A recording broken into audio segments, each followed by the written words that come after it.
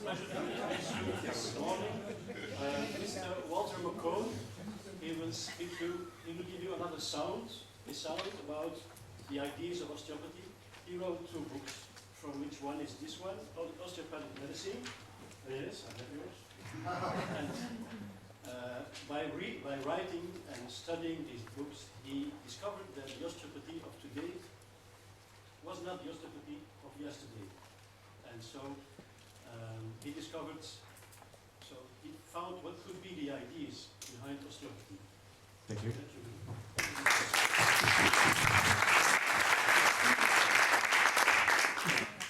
Okay, can you all hear me? Can you hear me at the back? Right. I have a reputation for being controversial. So this is the short version of a 3-day course. Okay, so hang on. Okay, I'm going to try and go through things in a nice rhythm and write down any questions. I need to be tested.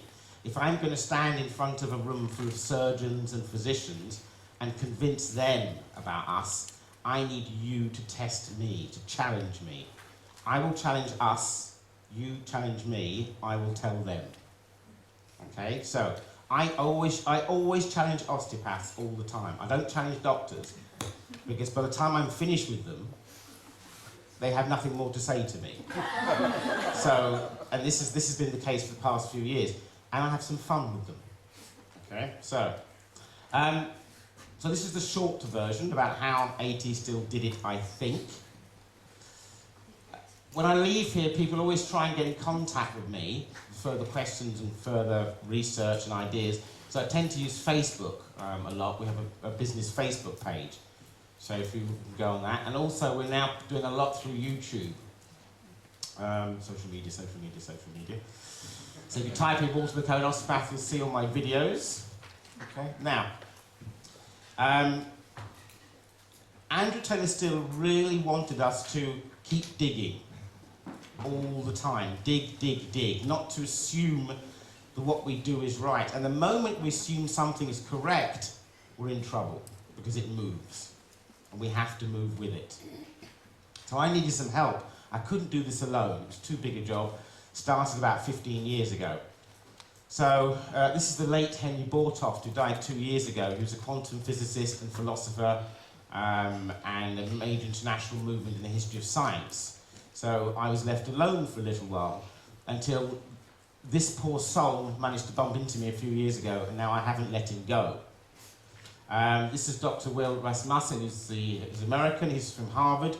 Went to Harvard, went to Oxford University. Now he's the head of Indian philosophy at King's College in London. This is a guy that does his philosophy lectures in ancient Greek. This is a guy that does his philosophy lectures in Sanskrit, not in English, not in any modern language. This is a guy who, after 4 years with me, went on to do a massage course so he could begin to use his hands and interpret by experience what I was saying. He took me on because his PhD, many, many years ago, was on, as I said, the misunderstanding of Plato's dialogues. He then realised, after reading A.T. Still's autobiography, the philosophy of mechanics and principles of osteopathy, and many articles on osteopathy, the same thing happened to A.T. Still. There's a misunderstanding. And I'm now using the same methodology that he used on Plato as I'm using on A.T. Still. Henry Bortoft warned me there will be intellectual and philosophical traps. You have to be awake for the traps. We all made mistakes. The whole of Western philosophy made mistakes. There was a famous mathematician, Alfred North Whitehead. Western philosophy is a series of footnotes to Plato. The misinterpretation of Plato led to the misinterpretation of the whole of Western philosophy.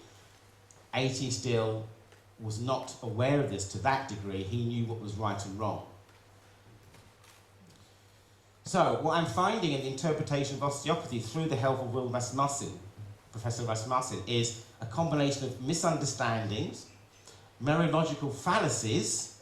Now, we don't know what mereological means. It means a misunderstanding of wholes and parts. This is a massive misunderstanding. We're going through this to tidy this up. People have a problem with understanding holism. Category errors. This is language. We have a problem with language all the time. Category error, for example, if I said the colour green loves ice cream, grammatically it's correct. It's a category error. We do this all the time. Mind, body is a category error. Right brain, left brain, category error. Mind in the head, category. We're riddled. Wittgenstein realised this. This is why he wrote the philosophical investigations to try and tidy this up. I'm going to touch on evolution to begin with because, again, it's full of mereological fallacies and category errors.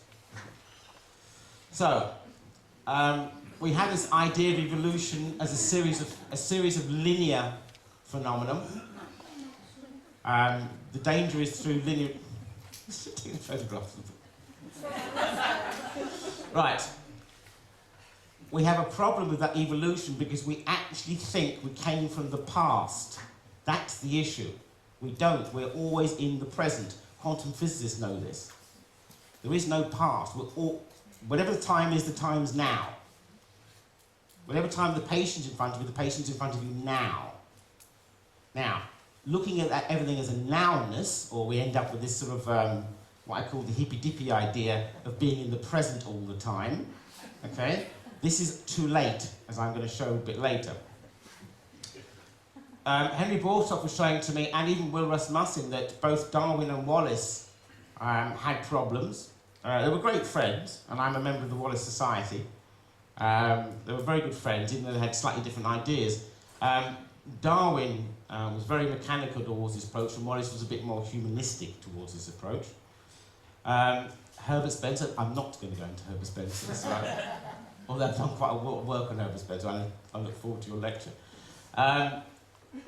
And even Richard Owen. Richard Owen was the founder of the Natural History Museum in London. Now they all made errors, and this is basically the error they all made. They misinterpreted Goethe's work and the idea of common plan or archetype, reducing everything down to a common plan or to a standard type of behaviour, a type of morphological presentation, a type of form. They all made the error of doing it in this fashion. This is what has stuck. It stuck through osteopathy. It even began with Charlotte Weaver, with her ideas of the cranial vertebra. We've now looked into this, and there's a massive mistake in there. It's all linear. Homology came out of this. This is the comparison of similarities between forms. I'm not going to go into this in any depth today, but I just want to touch on evolution. And again, this is incorrect. The word morphology comes from the Greek to morph or change, which means shape or form. This word was invented by Goethe. If you look at any dictionary, you will see Johann Wolfgang von Goethe. We have a massive misunderstanding of Goethe's work.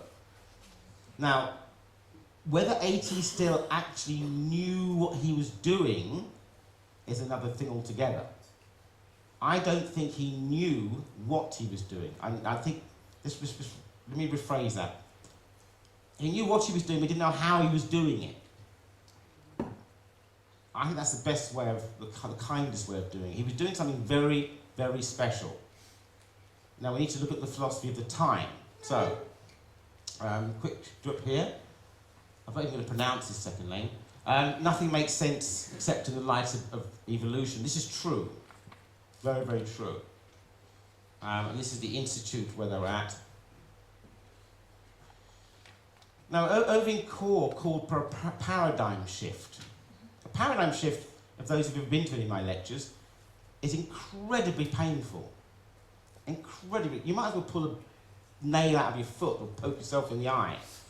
So what we get is not paradigm shifts. I've never seen a paradigm shift yet in osteopathic teaching.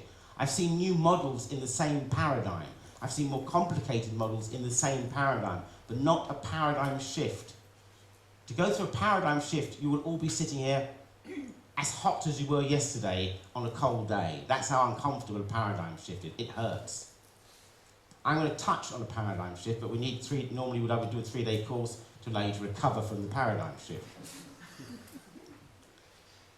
So we've heard constant use and what Jane was saying yesterday about the book of nature. This is true, but this seems to be the problem. If you want to look at nature, there's one site that Henry Bortoff told me to go to, and that's the Nature Institute. It's the most amazing website, full of articles, all PDF downloads. This is the place to start. Anything you think about, genetics, anything, they will rip it to shreds and reconstruct it in an organic, holistic fashion. It's full of scientists, biologists, physicists. And this is where Henry Bortoff used to hang out with these guys. Here's a good example. Darwin's primary interest was the modification of living forms under the selective influence of the environment. Magnificent as his grasp of this aspect of biology is, it is counterbalanced by a curious lack of interest in the nature of the organism itself.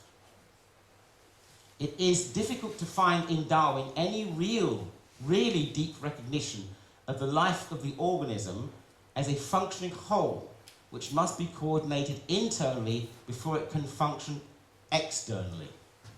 The environment has little influence on us. That's why we're the way we are. That's why we can move freely amongst and through the environment.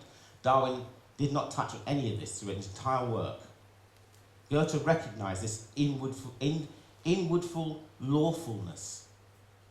You can access through palpation, you can access through observation. So, this is what the issue was. This is the last time I'm using this dog. This idea of something was missing. I knew this as a student many, many years ago. As I was saying this morning at breakfast, or yesterday, I was the one sitting in the corner of the library at the British School of Osteopathy, shoes off, on my knees, just going through stuff, thinking, why wasn't I taught this? Why wasn't I taught this? And this is the reason why. It took a medic to influence some of my thinking. Andrew Taylor Still was not simply curing headaches and stiff necks at this time. Serious epidemics ravaged the area. An inspired medical heretic and prophet is often able to produce dramatic cures of many kinds of illness. Now I'm going to jump again. These people were able to communicate their skills to 1 or 2 generations of students. But over time, and especially after their deaths, the overall efficacy or efficiency of their systems declines, even though the same methods remain in use, applied according to the master's directions. And this was the issue. You can watch me as much as you want. I can kick a football, David Beckham can kick a football. Right? There we go. I always tell my students, forget the hands. The hands are nothing. The hands deliver the ideas. If you have no idea, ain't happening. So I do this with my students abroad when I show them a very simple technique, and they'll look at me and they think, this is very easy, I go, off we go. Of course, we know when you start with all cack-handed things, it looks easy, but it's not my hands. They made the error of looking at my hands. This idea of hands is actually blocking osteopathic thinking. We can't get past the hands. We have to do this if we're going to move on. Neither osteopathy nor surgery, let alone dentistry, would have got very far by ignoring it. This is the organic approach. They are directly related to the mental operations, the thinking, which are developed in the philosophy of phenomenology. Itself a post-Cartesian outlook. This is after Descartes, the philosopher.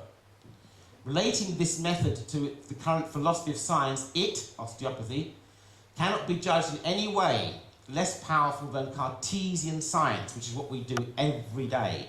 Even in osteopathy, it's there. It's the elephant in the room, as we say in England. For while the latter has no verification procedure, Cartesian science that we use every day in science has no verification